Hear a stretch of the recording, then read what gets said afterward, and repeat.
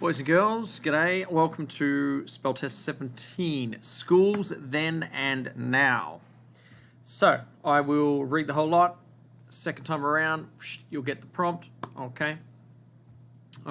So just remember when it comes to the homonyms, what one do you think it will be, okay? Is there an apostrophe in there of contraction, okay, short for... I don't want to give away the answer, but has it been shortened from 2 words to 1? I don't think about that. Okay, there's a big difference between education in early America and schools today. In the past, children weren't required to attend school. In fact, in the North, schools often closed during the cold winter months, and all schools always closed for summer.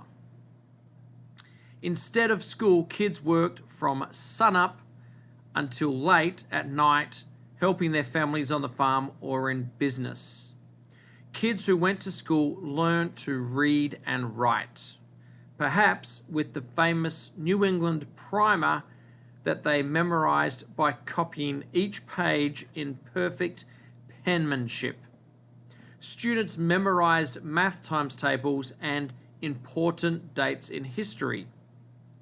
Elocution, or correct speech, and language required students to recite tongue twisters carefully, such as 7 senseless sisters sleep.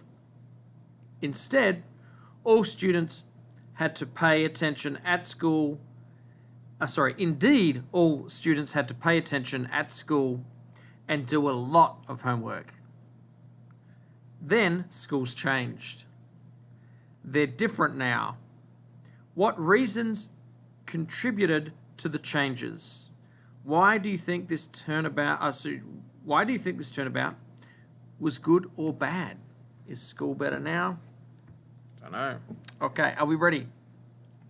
There's a big difference between education in early America and schools today. In the past, children weren't required to attend school.